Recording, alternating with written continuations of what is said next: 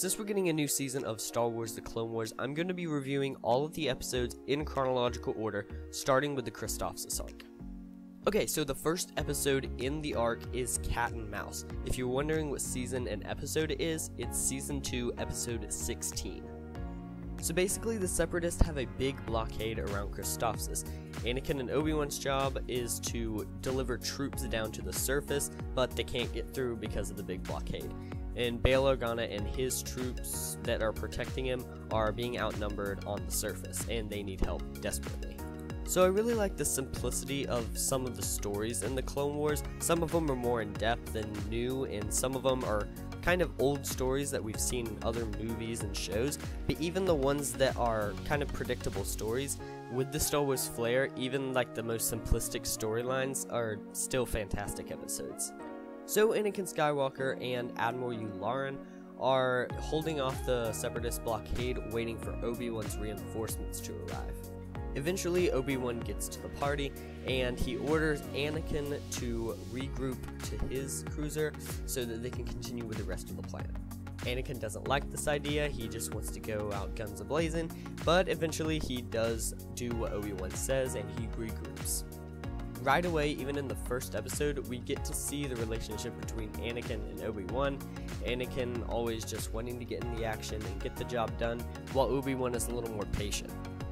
Obi-Wan shows Anakin their stealth ship that can cloak, and Obi-Wan wants Anakin to fly down to the surface stealth-like to deliver troops. While they're getting ready on this mercy mission, Admiral Yularen checks out a symbol that he saw on the lead cruiser. He finds out that that is the symbol of an old admiral that he fought back in the past. Turns out this admiral is responsible for a lot of death and destruction of Admiral Yularen's troops. I actually ended up really liking Admiral Tritch. We see him in a couple episodes in the whole series, like once during this episode and once like at the very end. Not the very end, but far in the end. I don't know how he survived exactly. I don't know if that was even ever covered. If it was, let me know. But I really ended up liking this admiral. I also really liked the design of Admiral Tritch. He was like a walking spider. He had multiple arms, bunch of eyes. He's kind of hairy. He looked like a tarantula. He was really cool. Admiral Yularen volunteers to go with Anakin on this mercy mission, and they set out to go to Christophsis' surface. But knowing Anakin, he wants to try and use the torpedoes on the stealth ship to try and take out Trench's ship. But in order to fire the torpedoes, they have to unstealth their ship, which reveals their location. They fire the torpedoes, but doesn't deal nearly enough damage because they have their shields up.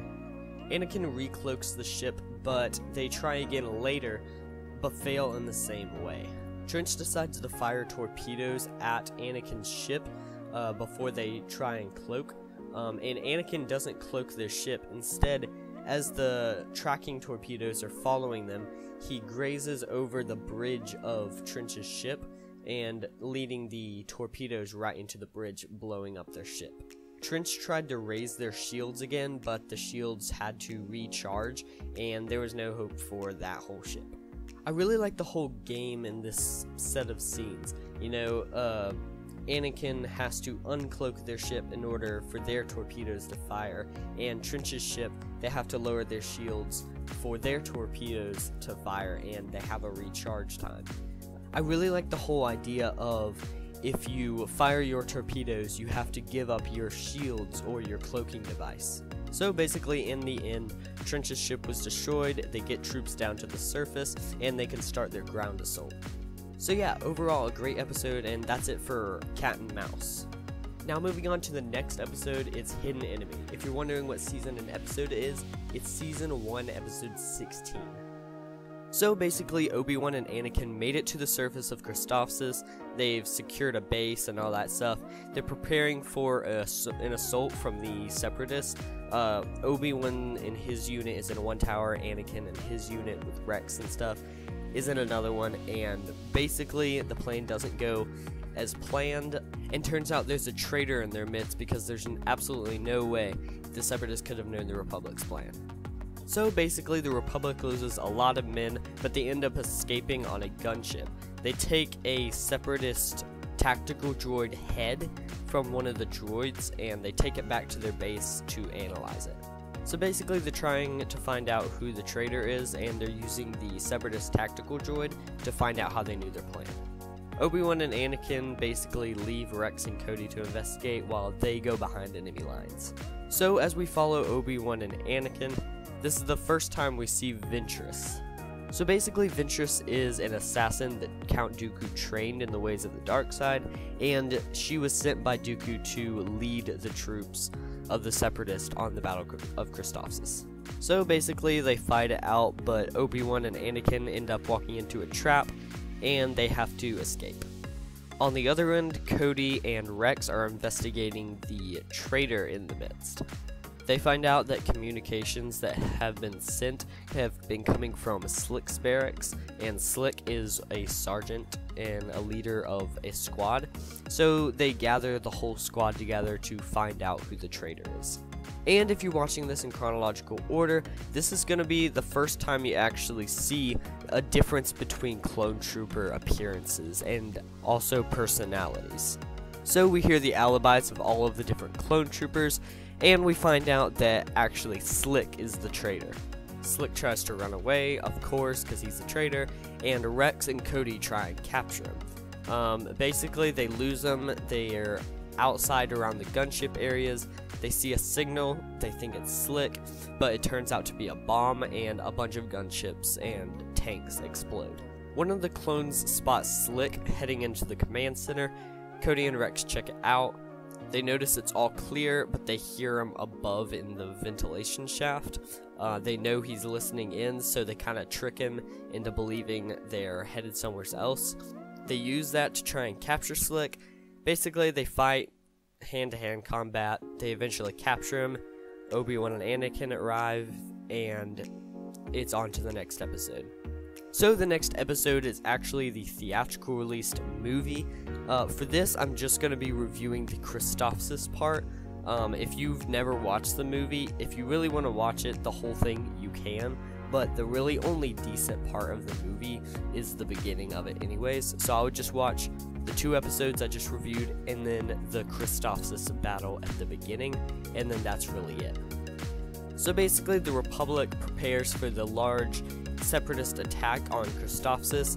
They end up attacking. The Republic actually ends up pushing the Separatists back. They retreat, but they come back with a massive shield. During that gap of when they retreated, Ahsoka arrived, and we're introduced to her character. A lot of people don't like her at the beginning.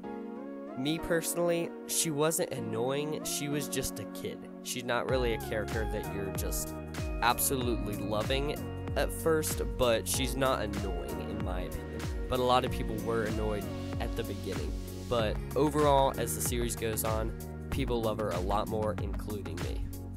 So it turns out that Yoda assigned Ahsoka to Anakin, so Anakin now has a Padawan.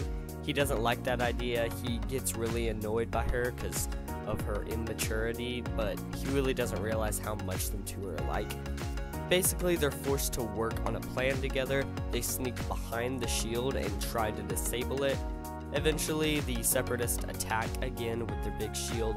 They almost take control of Christophsis, but they get the shield down just in time, and the Republic tanks and cannons can fire on the Separatist army and bring them in a full retreat.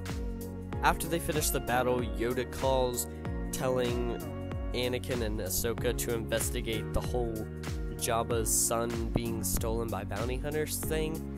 That's the rest of the movie. If you want to watch that, you can. But that's going to be it for the review today, guys. So if you enjoyed this review and you want to see more reviews like this, leave a like rating. And if you want to see more Star Wars content, click the subscribe button. But that's going to be it for today, guys. I'll see you in the next one. Bye-bye.